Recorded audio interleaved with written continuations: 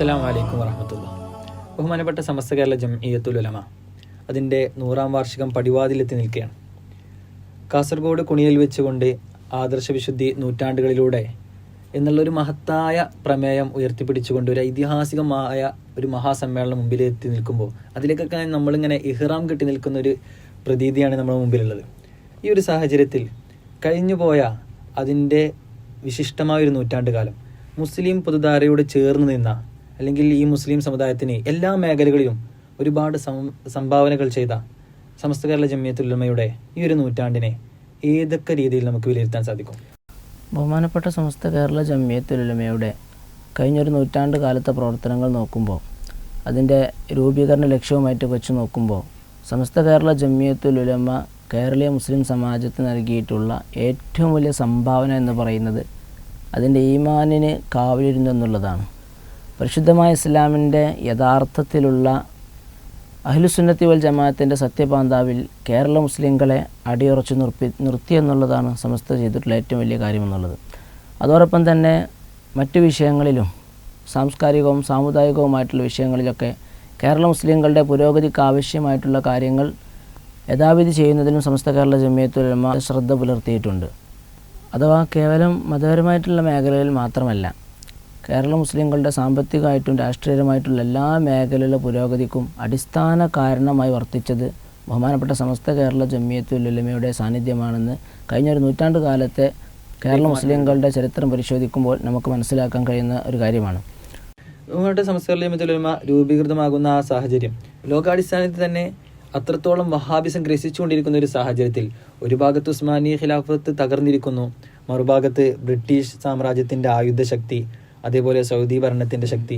ഈ എല്ലാ രീതിയിലുള്ള സാഹചര്യവും വഹാബി അനുകൂല സംഘടനകൾക്കും അതിൻ്റെ പ്രചരണത്തിനും അനുകൂലമായിരിക്കുന്ന ഒരു സാഹചര്യത്തിലാണ് കേരളം പോലത്തെ ഒരു ചെറിയ നാട്ടിൽ ഈ നമ്മുടെ പാവപ്പെട്ട ഉലമാക്കൾ ഇങ്ങനൊരു ആദർശ സംരക്ഷണ കോട്ട കെട്ടാൻ വേണ്ടി കടന്നു വരുന്നത്. നമ്മൾ പ്രത്യേകം ശ്രദ്ധിക്കേണ്ട മറ്റൊരു കാര്യം, കേവലം അറേബ്യയിൽ നിന്നുള്ള മരുഭൂമിയിലെ വരണ്ട വഹാബിസമല്ല കേരളത്തിലേക്ക് എത്തിയത്, മറിച്ച് കൊളോണിയസത്തിലൂടെ പാശ്ചാത്യവൽക്കരിക്കപ്പെട്ട ലോകത്ത് യുക്തിയുടെയും ശാസ്ത്രത്തിൻ്റെയും പേരും പറഞ്ഞുകൊണ്ട് കടന്നു വന്ന ഈജിപ്ഷ്യൻ ത്രയങ്ങളായിട്ടുള്ള ജമാലുദ്ദീൻ അഫ്ഗാനിയുടെയും മുഹമ്മദ് അബ്ദുവിൻ്റെയും റഷീദ് റിളയുടെയും മോഡേൺ സലഫിസമാണ്, അതിൻ്റെ ഏറ്റവും രൂക്ഷമായിട്ടുള്ള രൂപമാണ് കേരളത്തിലേക്ക് കടന്നു വന്നത്. അപ്പോൾ അതിനെ ഭൗതികമായിട്ടുള്ള എല്ലാ അനുകൂല സാഹചര്യങ്ങളും ഒത്ത ആ വഹാബിസത്തെ പിടിച്ചു കെട്ടുക എന്നുള്ളത് തീർത്തും ശ്രമകരമായിട്ടുള്ളൊരു കാര്യം തന്നെയായിരുന്നു. അതെ, വളരെ പ്രയാസവും ക്ലേശകരവുമായ അവസ്ഥ താണ്ടിയിട്ടാണ് നമ്മുടെ ഉലമാക്കൾ ഈ ഒരു മഹത്തായ സംഘടന രൂപീകരിച്ചത്. നമുക്കറിയാം, ഇതിൻ്റെ ആദർശ പോരാട്ടത്തെക്കുറിച്ച് പരിശോധിക്കുകയാണെങ്കിൽ ഇത് രൂപീകൃതമായ 1926 ജൂൺ 26, അതിനുശേഷം മാസങ്ങൾക്കുള്ളിൽ തന്നെ അതിൻ്റെ 27 ഫെബ്രുവരി മാസത്തിൽ തന്നെ അതിനുശേഷം നേരെ ആ വർഷം തന്നെ ഡിസംബറിൽ വെച്ചുകൊണ്ട് അതിൻ്റെ 2ാം സമ്മേളനം നടത്തുകയും അങ്ങനെ 1945 ആകുമ്പോഴേക്കും ഒരു 19 വർഷത്തെ ഗ്യാപ്പിനിടയിൽ 16 സമ്മേളനങ്ങളാണ് ബഹുമാനപ്പെട്ട സംസ്ഥയോടെ നടത്തിയിട്ടുള്ളത്. മാത്രമല്ല, ഈ സമ്മേളനങ്ങളുടെ പ്രത്യേകത എന്ന് പറഞ്ഞാൽ ഇതിൻ്റെ സ്വാഗത പ്രസംഗം മുതൽ നന്ദി പ്രഭാഷണം വരെയുള്ള എല്ലാ പ്രസംഗങ്ങളിലും ബിദ്അത്തിനെതിരെ ആഞ്ഞടിക്കുകയായിരുന്നു നമ്മുടെ നേതാക്കൾ. തവസ്സുലാവട്ടെ, ഇസ്തിഗാസയാവട്ടെ, തറാവീഹ് റക്അത്ത് വിവാദമാവട്ടെ, മറ്റേത് വിവാദമായാലും നമ്മൾ ബിദ്അത്തിനെതിരെ എവിടെയാണോ എതിരിട്ട് നിൽക്കുന്നത് ആ വിവരങ്ങളൊക്കെയും ജനങ്ങൾക്ക് ബോധവൽക്കരിക്കാനുള്ളൊരു മാർഗമായിട്ടാണ് ഈ സമ്മേളനങ്ങളെ ബഹുമാനപ്പെട്ട നേതാക്കൾ കണ്ടെത്തിയിട്ടുള്ളത്. മാത്രമല്ല, ഈ സമ്മേളനങ്ങളിലൂടെയൊക്കെ ഒരുപാട് പ്രമേയങ്ങൾ അവതരിപ്പിക്കപ്പെട്ടിട്ടുണ്ട്. നമുക്കറിയാം, 1933 ഫറൂഖ് സമ്മേളനത്തിൽ മാത്രം 15 പ്രമേയങ്ങളാണ് സമസ്ത പാസ്സാക്കിയിട്ടുള്ളത്. ഈ 15 പ്രമേയങ്ങളും ബിദ്അത്തിനെതിരെയുള്ള ഒരു ശക്തമായ പോരാട്ടമായിരുന്നു. ഫറൂഖ് സമ്മേളനത്തെ കുറിച്ച് പറയുമ്പോൾ, ഫറൂഖ് സമ്മേളനത്തിലെ സമസ്തയുടെ എല്ലാ കാലത്തും ഇതുവരെയുള്ള നിലപാടുകളുടെ എടുത്ത് പരിശോധിച്ച് നോക്കിയാൽ ഒരു പൊന്തൂവൽ എന്നൊക്കെ പറയാൻ പറ്റുന്ന രീതിയിലുള്ള ഒരു ഖാദിയാനികൾക്കെതിരെയുള്ള ആദ്യമായിട്ട് ലോകത്ത് ആദ്യമായിട്ട് തന്നെ ഖാദിയാനികൾക്കെതിരെ ശബ്ദിക്കുന്ന ഒരു സംഘടന സമസ്ത കേരള ജംഇയ്യത്തുൽ ഉലമ. അത് കഴിഞ്ഞ് പിന്നെയും 4 പതിറ്റാണ്ട് കഴിഞ്ഞ് 1974 ലോക മുസ്ലിം സംഘടന സൗദി ആസ്ഥാനം പ്രവർത്തിക്കുന്ന വേൾഡ് മുസ്ലിം ലീഗ് ഖാദിയാനികൾ മുസ്ലിങ്ങളല്ല എന്നൊരു പ്രസ്താവന നടത്തുന്നത്. അതിന് എത്രയോ മുമ്പ് സമസ്ത നടത്തി. അത് സമസ്ത കേരള ജംഇയ്യത്തുൽ ഉലമ കാലത്തിന് മുമ്പേ സഞ്ചരിച്ച നമ്മുടെ നേതാക്കൾ ദീർഘദീക്ഷയുള്ള ആളുകളായിരുന്നു അഹ്മദ് ശാരിഅത്തി റളിയല്ലാഹു അൻഹു ഞാൻ പ്രമേയം അവതരിപ്പിക്കുന്നത്. അതുപോലെ തന്നെ മറ്റു വിദഈ പ്രസ്ഥാനങ്ങൾക്കെതിരെ മുജാഹിദുകൾക്കും ജമാഅത്തെ ഇസ്ലാമിക്കും തബ്ലീഗ് ജമാഅത്തിനെതിരെയൊക്കെ സമസ്ത കൃത്യമായ നിലപാട് അതാത് സമയത്ത് എടുത്തിട്ടുണ്ട്. അതുപോലെ തന്നെ മറ്റ് ത്വരീഖത്തുകൾക്കെതിരെ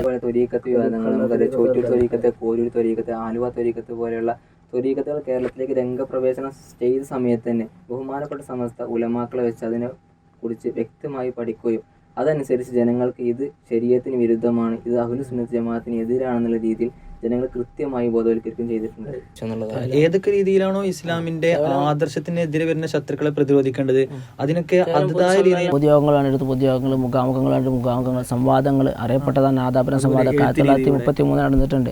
അതുപോലെ എഴുത്ത് രീതിയൊക്കെ പറയുമ്പോൾ നമുക്ക് വളരെ രസകരമായിട്ടുള്ള സംഭവം ഓർമ്മ വരുന്നത്, ഒരിക്കലും ഒരു മുജാഹിദ് മൗലവി മാല മൗലൂദുകളെ പരിഹസിച്ചുകൊണ്ട് അതുപോലെ മുസ്ലിയാക്കന്മാരെയൊക്കെ കളിയാക്കിക്കൊണ്ട് അങ്ങേയറ്റം അവഹേളിച്ചുകൊണ്ട് ഒരു ലഘുലേഖ പ്രസിദ്ധീകരിക്കുകയുണ്ടായി, മുസ്ലിയാക്കന്മാരുടെ പള്ളക്കടി എന്നും പറഞ്ഞുകൊണ്ട്. അപ്പോൾ ഇതിനെ തന്നെ പാങ്ങൽ ഉസ്താദിൻ്റെ തൂലിക ചലിക്കുകയാണ്. മറ്റൊരു ശീർഷകത്തിൽ രണ്ടക്ഷര മൗലവിമാരുടെ മണ്ടക്കടി എന്ന് പറയുന്ന മറ്റൊരു ശീർഷകത്തിൽ ലഘുലേഖ പ്രസിദ്ധീകരിച്ചുകൊണ്ട് അതിന് മറുപടി നൽകുന്ന സാഹചര്യം ഉണ്ടായി.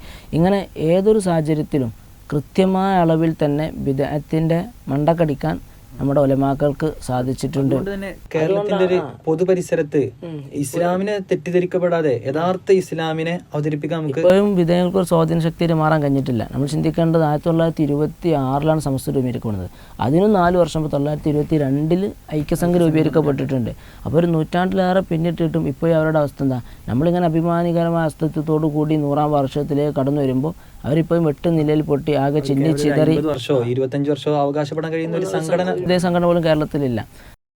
ഈ ഒരു രീതിയിൽ 101 ഉയരാതെയോ 99 താഴാതെയോ വളരെ കൃത്യമായി ബഹുമാനപ്പെട്ട സമസ്ത കേരള ജംഇയ്യത്തുൽ ഉലമ അതിൻ്റെ ആദർശ അടിത്തറ ഭദ്രമാക്കി എന്നുള്ളതാണ് സമസ്തയുടെ തുടർന്നുള്ള എല്ലാ മുന്നേറ്റ നവോത്ഥാന പ്രവർത്തനങ്ങൾക്കും കാരണമായി വർത്തിച്ചത്. ഈ നവോത്ഥാന പ്രവർത്തനങ്ങൾ എടുത്ത് പരിശോധിച്ച് നോക്കിയാൽ നമുക്ക് ആദ്യമായി മനസ്സിലേക്ക് എത്തുന്നത് അതിൻ്റെ വിദ്യാഭ്യാസ പ്രവർത്തനങ്ങളും മദ്രസ സംവിധാനവുമാണ്. വിദ്യാഭ്യാസ പ്രവർത്തനങ്ങളിൽ ഏറ്റവും ആദ്യം നമുക്ക് കാണാൻ സാധിക്കുന്നത് 1951 സ്ഥാപിതമായ SKMVBയിലൂടെ സാധ്യമായ ഒരു അതെ, ഇന്നത്തെ പത്രത്തിലെ കണക്കനുസരിച്ച് ബഹുമാനപ്പെട്ട സംസ്ഥയുടെ മദ്രസകളുടെ എണ്ണം 11,000 കവിഞ്ഞിരിക്കുകയാണ്. നമുക്കറിയാം 12 ലക്ഷത്തിലധികം വരുന്ന വലിയൊരു സംഘം വിദ്യാർത്ഥികളാണ് ഈ 11,000 മദ്രസകളിൽ നിന്നായി അറിവ് നുകർന്നുകൊണ്ടിരിക്കുന്നത്. 12 ലക്ഷം എന്നൊക്കെ പറയുമ്പോൾ അത് ചെറിയ സംഖ്യയല്ല. ഉത്തരേന്ത്യ എടുത്ത് പരിശോധിച്ച് നോക്കിയാൽ അള്ളാഹുവും റസൂലും ആരാണെന്നോ എന്താണെന്നോ മനസ്സിലാക്കാത്തൊരു കാലത്ത് ഇത്രമേൽ സുന്ദരമായ രീതിയിൽ മതബോധം ബാലപാഠം മതത്തിന്റെ ബാലപാഠം നുകർന്നു നൽകുന്നതിൽ സമസ്ത സംവിധാനിച്ച മദ്രസയിലൂടെ സാധ്യമായ ഒരു വിപ്ലവത്തിന് ചെറുതല്ലാത്തൊരു പങ്കുണ്ട്. അത് വിമർശകർ വരെ സമ്മതിക്കുന്നൊരു വസ്തുതയാണ്. അതോടൊപ്പം തന്നെ ഈ മദ്രസ സംവിധാനത്തോടൊപ്പം തന്നെ നമ്മൾ ചേർത്ത് പറയേണ്ട ഒന്നാണ് പള്ളി ദർസുകൾ എന്നുള്ളത്. പള്ളി ദർസുകളുടെ രൂപീകരണത്തിന്, അതിൻ്റെ സംരക്ഷണത്തിന്, അതിൻ്റെ പരിപോഷണത്തിന് വേണ്ടിയിട്ടൊക്കെ സമസ്ത കേരള ജംഇയ്യത്തിലും വളരെ നിസ്സീമമായിട്ടുള്ള പങ്ക് വഹിച്ചിട്ടുണ്ട്. കാരണം പള്ളി ദർസുകൾ എന്ന് പറയുന്നത് മുസ്ലിങ്ങളുടെ പാരമ്പര്യത്തിൻ്റെയും പൈതൃകത്തിൻ്റെയൊക്കെ ഒരു അടയാളമാണ്. മഹാനായ റസൂലുള്ളാഹി സ്വല്ലല്ലാഹു അലൈഹി വസല്ലം തങ്ങളുടെ തുടക്കം കുറിച്ചൊരു വിദ്യാഭ്യാസ പ്രക്രിയ, അത് ആയത്തുള്ളൊരു മതപഠനം അവിടെ നടക്കുന്നു എന്നതിനപ്പുറം തന്നെ കേരളത്തിലെ ഒരു മുസ്ലിം സംസ്കൃതിയൊക്കെ രൂപപ്പെടുത്തിയതിൽ ഏറ്റവും കൂടുതൽ പങ്കുവഹിച്ചത് പള്ളി ദർസുകളും അവിടെ നിന്ന് പഠിച്ചിറങ്ങിയിട്ടുള്ള പണ്ഡിതന്മാരുമാണ്. സമസ്തയുടെ ആദ്യകാല നേതാക്കളൊക്കെ, അതിൻ്റെ സ്ഥാപക നേതാക്കളൊക്കെ ഉന്നത ദർസ് നടത്തിയിരുന്ന വലിയ വലിയ മഹാന്മാരായിരുന്നു. മാത്രമല്ല അതെ, ഫറൂഖ് സമ്മേളനത്തിൽ നമ്മൾ പാസ്സാക്കിയ ഒരു പ്രധാനപ്പെട്ട പ്രമേയം, 15ാമത്തെ പ്രമേയം, പള്ളി ദർസുകൾ സുന്നത്തി ജമാഅത്തിന് യഥാർത്ഥത്തിൽ മതപഠനം നടക്കാനും സുന്നത്തി ജമാഅത്തിൻ്റെ പ്രചാരണത്തിനുമായിട്ട് എല്ലാ ജുമുഅത്ത് പള്ളിയിലും പള്ളി ദർസുകൾ സ്ഥാപിക്കാൻ വേണ്ടി കേരളത്തിലെ മഹല്ല് ജമാഅത്തുകളോട് ആഹ്വാനം ചെയ്യുകയായിരുന്നു. മാത്രമല്ല കേരളത്തിൽ ഇന്ന് ഒരു ബിദഈ പ്രസ്ഥാനക്കാരും പള്ളി ദർസ് നടത്തുന്നില്ല എന്നുള്ളതാണ്. സമസ്ത കേരള ജംഇയ്യത്തുൽ ഉലമയുടെ മഹല്ലുകളിൽ മാത്രമാണ് പള്ളി ദർസ് സംവിധാനം മുന്നോട്ട് പോകുന്നത്. ഇത് കേരളത്തിൽ സമസ്തക്കാരാണ് മുസ്ലിം പൈതൃകവും പാരമ്പര്യവും ഒക്കെ ഏറ്റെടുത്ത് നടത്തുന്ന ആളുകൾ എന്നതിൻ്റെ, അതിൻ്റെ അവകാശികൾ എന്നതിൻ്റെ ഏറ്റവും വലിയൊരു തെളിവാണത്. ഈ പാരമ്പര്യവും പൈതൃകവും ഒട്ടും ചോരാതെ സമസ്ത സാധ്യമാക്കിയ ഒരു സമന്വയ വിദ്യാഭ്യാസം എന്നുള്ളത് വളരെ വലിയ പള്ളി ദർസുകളുടെ സ്വഭാവമുള്ള സമന്വയ സ്ഥാപനങ്ങൾ, അറബി കോളേജുകൾ നടപ്പിലാക്കി.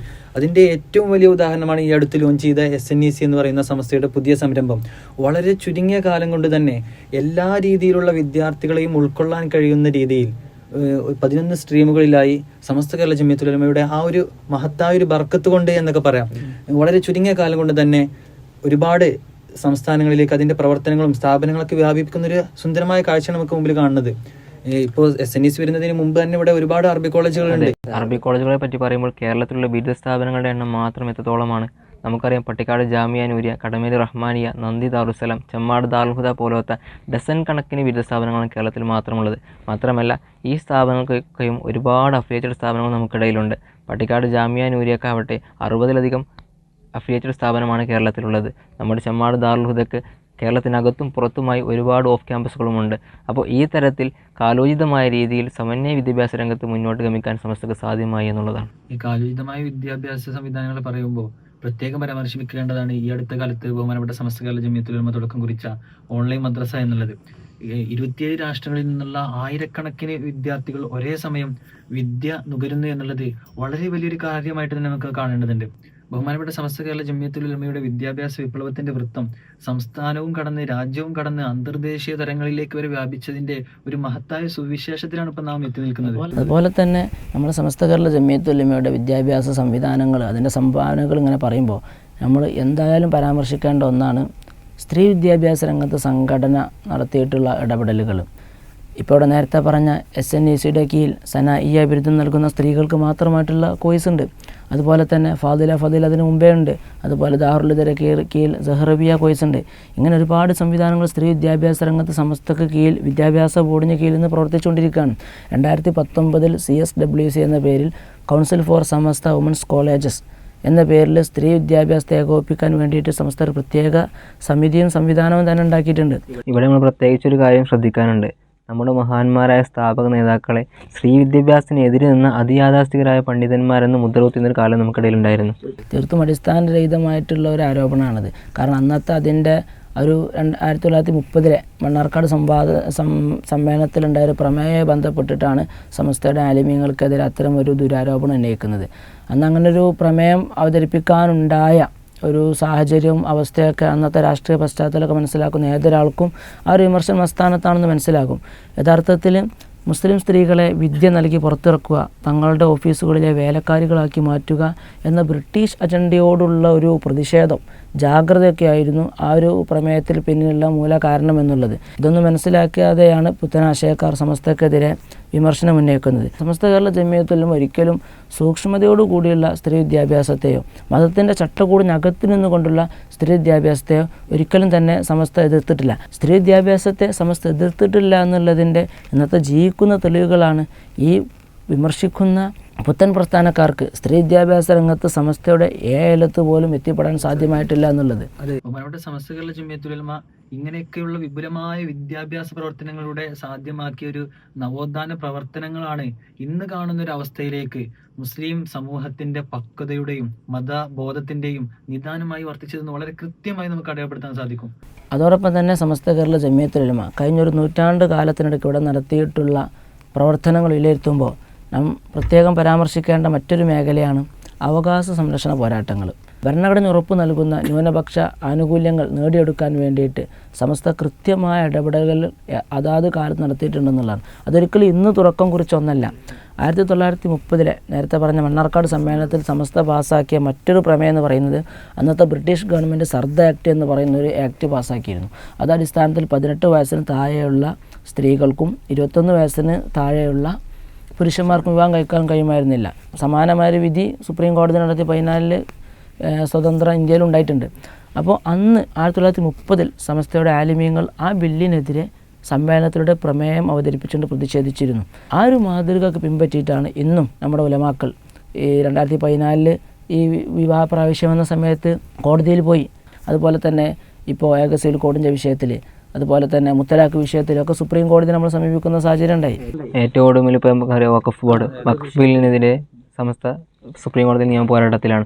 അപ്പോൾ ഇതൊക്കെ തന്നെ എന്ന് പറഞ്ഞാൽ നമുക്ക് മുമ്പ് മഖ്തൂമാരും അതുപോലെ ഉമർ ഖാദി, മമ്പുറം തങ്ങൾ ഇവരൊക്കെ കാണിച്ചു തന്ന അതേ ഒരു പാതയിലാണ് സമസ്ത മുന്നോട്ട് കൊണ്ടുപോകുന്നത്. അപ്പോൾ സമസ്ത എന്നുള്ളത് കേവലം ഒരു തലപ്പാവുധാരികളായ കുറച്ച് പണ്ഡിതന്മാരുടെ സംഘടനയല്ല, മറിച്ച് സമസ്തക്ക് കീഴിൽ എന്താണ് യുവജന പ്രസ്ഥാനക്കാർക്ക് വേണ്ടി SYS ഉണ്ട്, വിദ്യാർത്ഥി വിഭാഗങ്ങൾക്ക് വേണ്ടി SKSF ഉണ്ട്. അങ്ങനെ ഒരുപാട് കീഴടങ്ങുള്ള ഒരു മഹാവടവൃക്ഷമാണ് സമസ്ത കേരള ജംഇയ്യത്തുൽ ഉലമ എന്നുള്ളത്. അപ്പോൾ സമസ്ത എന്നുള്ളത് കേവലം മതവിഷയത്തിൽ മാത്രം ഇടപെടാനുള്ളൊരു സംഘടനയല്ല, മറിച്ച് സാമൂഹികപരമായും രാഷ്ട്രീയപരമായും മുസ്ലിം സമുദായത്തിന് വേണ്ടി ഇടപെടാനുള്ളൊരു സംഘടനയാണ് സമസ്ത എന്നുള്ളത്. ഇവിടെ കൃത്യമായി പരാമർശിക്കേണ്ട ഒരു കാര്യം, ബഹുമാനപ്പെട്ട സമസ്ത കേരള ജംഇയ്യത്തുൽ ഉലമ ഇക്കാലം അത്രയും അവകാശങ്ങൾക്ക് വേണ്ടി ശബ്ദമുയർത്തിയപ്പോഴൊക്കെ ഈ ഒരു ബഹുസ്വര സമൂഹത്തിൽ ഏതൊരളവിൽ വെച്ചാണോ അവകാശവാദങ്ങൾക്ക് വേണ്ടി ശബ്ദമുയർത്തേണ്ടത് ആ ഒരളവിൽ മാത്രമാണ്. ഇപ്പോൾ ഈ അടുത്ത കാലത്തുള്ള സാഹചര്യങ്ങളൊക്കെ പലപ്പോഴും നാം കണ്ടതാണ്.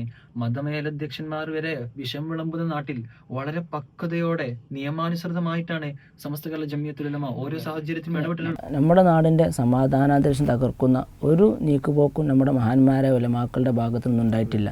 സമസ്ത കേരള ജംഇയ്യത്തുൽ ഉലമ എന്നും ഈ നാടിൻ്റെ മതസാഹോദര്യവും മതമൈത്രിയും ഒക്കെ നിലനിർത്താൻ വേണ്ടി പ്രവർത്തിച്ച, ഈ നാടിൻ്റെ ഒരു മതേതരമായിട്ടുള്ള പാരമ്പര്യവും പൈതൃകവും ഒക്കെ കാത്തു സൂക്ഷിച്ച ഒരു പ്രസ്ഥാനമാണെന്നുള്ളതാണ്. ആ ഒരു പാരമ്പര്യമാണ് നമുക്ക് മമ്പുറങ്ങളിലും ഉമർഖാദിലും മഖ്ദൂമാരിലും കാണാൻ പറ്റുക. അവരുടെ ആ ഒരു താവഴിയായിട്ടാണ് ബഹുമാനപ്പെട്ട സമസ്ത കേരള ജംഇയ്യത്തുൽ ഉലമ ഇന്നും ഇവിടെ നിലകൊള്ളുന്നതും പ്രവർത്തിച്ചു കൊണ്ടിരിക്കുന്നതും. എന്നാൽ എന്താണ് ഇവിടുത്തെ പുത്തൻ പ്രസ്ഥാനക്കാരുടെയൊക്കെ അവസ്ഥ? കേരളത്തിലെ ഒരു മുതിർന്ന മുജാഹിദ് നേതാവിനോടാണ് ഒരിക്കലൊരു മാധ്യമ പ്രവർത്തകൻ അഭിമുഖത്തിൽ ചോദിച്ചത്, അവിടെ കേരള സലഫികൾക്ക് IS-ൽ സംവരണമുണ്ടോ എന്നുള്ളത്. അത്തരമൊരു ദുരവസ്ഥ ഒരിക്കലും സമസ്തക്ക് ഉണ്ടായിട്ടില്ല. അതെ, സിറിയയിലേക്കോ ദമ്മാജിലേക്കോ ആടുമേക്കാൻ പോയതിന്റെ കരിനിഴൽ ഇന്നേവരെ ഈ പ്രസ്ഥാനത്തിന് ഏൽക്കേണ്ടി വന്നിട്ടില്ല. ഇക്കാലം അത്രയും തീവ്രവാദത്തിന്റെ ഒരു കരിനിഴൽ പോലും ചാർത്താൻ ഇന്നവരെ ആർക്കും സാധ്യമായിട്ടില്ല. അതെ, കേരളത്തിൻ്റെ ഒരു മതേതര സ്വഭാവത്തിനും ബഹുസ്വര സമൂഹത്തിനൊക്കെ യോജിച്ചൊരു പ്രസ്ഥാനമായിട്ടാണ് എല്ലാവരും സമസ്ത കേരള ജംഇയ്യത്തുൽ ഉലമയെ കാണുന്നത്. ഇവിടുത്തെ മറ്റു മതസ്ഥർക്കൊക്കെ സമസ്ത കേരള ജംഇയ്യത്തുൽ ഉലമയുടെ ഉലമാഇനെയാണ് വിശ്വാസം. ഈ അടുത്ത് നമ്മുടെ പ്രതിപക്ഷ നേതാവ് വരെ ആ ഒരു വസ്തുത പങ്കുവെക്കുകയുണ്ടായി. സമസ്തയില്ലാത്ത കേരളീയ പൊതുസമൂഹത്തെ സങ്കല്പിക്കാൻ പോലും സാധ്യമല്ല എന്നാണ് അദ്ദേഹം പറഞ്ഞത്. അതിനാൽ തന്നെ സമസ്ത കേരള ജംഇയ്യത്തുൽ ഉലമയുടെ നിലനിൽക്കുക എന്നുള്ളത് കേവലം മുസ്ലിങ്ങളുടെ മാത്രമല്ല, എല്ലാവരുടെയും ഒരു പൊതുസമൂഹത്തിൻ്റെ മൊത്തത്തിലുള്ള ഒരു ആവശ്യം. നമ്മെ സംബന്ധിച്ചിടത്തോളം ബഹുമാനപ്പെട്ട സമസ്ത കേരള ജംഇയ്യത്തുൽ ഉലമ എന്നുള്ളത് നമ്മുടെ ഇരുലോക വിജയത്തിന് വേണ്ടി തയ്യാർ ചെയ്യപ്പെട്ട ഒരു സംവിധാനമാണ്. അതുകൊണ്ട് തന്നെ ആ സംവിധാനത്തോടൊപ്പം ചേർന്ന് നിൽക്കലും അതിൻ്റെ എല്ലാ തീരുമാനങ്ങളെ അനുസരിക്കലും നമ്മുടെ മേൽ അത്യന്താപേക്ഷിതമായ ഒരു കാര്യമാണ്. ഈ സംവിധാനത്തിൻ്റെ ഒരു എളിയ ഖാദിമെങ്കിലുമായി മാറാൻ നമുക്കെല്ലാവർക്കും സാധിക്കേണ്ടതുണ്ട്.